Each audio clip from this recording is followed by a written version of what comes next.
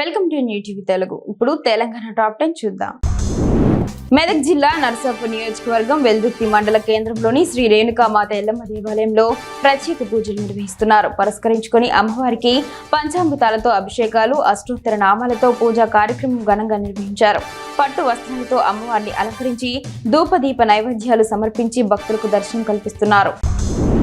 వరంగల్ మామునూరుకు మంజూరైన విమానాశ్రయానికి రాణి రుద్రమ్మదేవి విమానాశ్రయంగా నామకరణం చేయాలని జాగృతి రాష్ట్ర నాయకురాలు మారిపెల్లి మాధవి డిమాండ్ చేశారు. హన్మకొండ ప్రెస్ క్లబ్ లో ఏర్పాటు చేసిన సమావేశంలో ఆమె మాట్లాడుతూ కేంద్ర ప్రభుత్వాన్ని ఒప్పించే దిశగా అసెంబ్లీలో రాష్ట్ర ప్రభుత్వం తీర్మానం చేయాలని కోరారు. ఈ సమావేశంలో రాణి మంజుల, సమ్మక్క, హైమావతి, సరోజన తదితరులు పాల్గొన్నారు.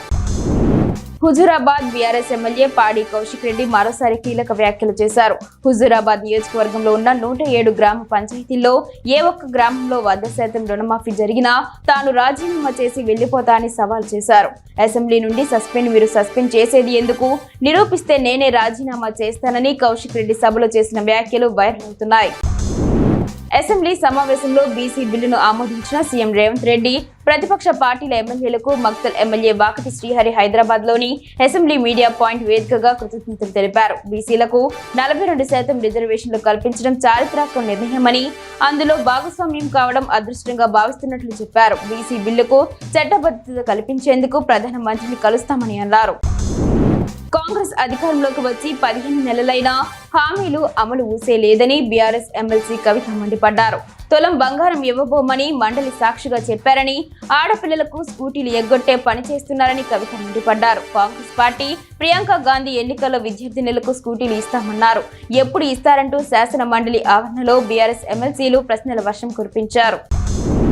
విద్యుత్ ఘాతంతో ఇల్లు దగ్ధమైన ఘటన హన్మకొండ జిల్లా పరకాల మండలం కామారెడ్డిపల్లి గ్రామంలో చోటు చేసుకుంది. విషయం తెలిసిన పరకాల మాజీ శాసనసభ్యులు చల్లా ధర్మారెడ్డి బాధితులు రేణుకుంట్ల కుమారస్వామి, సమ్మయ్య కుటుంబాలను పరామర్శించారు. సంఘటన జరిగిన తీరును బాధితులను అడిగి తెలుసుకున్నారు. ఈ ప్రమాదంలో ఇంట్లోని వస్తువులు, నిత్యావసర వస్తువులు, వంట సామాగ్రి, 5 క్వింటాళ్ల బియ్యం, ₹1,00,000 నగదు కాలి బూడిద అయినట్లు బాధితులు మాజీ ఎమ్మెల్యేకి తెలుపుతూ వాపోయారు. అచ్చంపేట పట్టణంలోని శ్రీరామనగర్ కాలనీ త్రివేణి కాలేజీ సమీపంలో కాలేజీ గేట్ ఎదురుగా భగీరథ పైప్ లైన్ లీకేజ్ అవుతుంది అని కాలేజీ యాజమాన్యం, కాలనీ ప్రజలు మున్సిపల్ సిబ్బందికి ఎన్నిసార్లు ఫిర్యాదు చేసినా పట్టించుకోవడం లేదని వారు వాపోయారు. దీనిపై అధికారులు తగు చర్యలు తీసుకోవాలని కాలనీ వాసులను కోరుతున్నారు. బెల్లంపల్లి మండలంలోని లంబడి తాండా గ్రామ శివార్లో పేకాట స్థావరంపై తాళ్ల గురజాల పోలీసులు దాడి చేసినట్లు ఎస్ఏ రమేష్ తెలిపారు. లంబడి తాండా గ్రామ శివార్లో కొందరు పేకాట ఆడుతున్నట్లు సమాచారం అందడంతో పోలీసులు దాడి చేశారు. 6 వ్యక్తులను అదుపులోకి తీసుకున్నట్లు పేర్కొన్నారు. 3 పరారీలో ఉన్నట్లు ఎస్ఐ వెల్లడించారు. వారి వద్ద నుంచి 3,630 నగదు, 1 ఆటో, బైక్ స్వాధీనం చేసుకున్నట్లు తెలిపారు. యాదగిరిగుట్ట శ్రీ లక్ష్మీ నరసింహస్వామి వారి జన్మ నక్షత్రం స్వాతి సందర్భంగా స్వామివారికి అష్టోత్తర శతకాటాభిషేకంతో పాటు ఆలయ అర్చకులు ప్రత్యేక పూజలు నిర్వహించారు.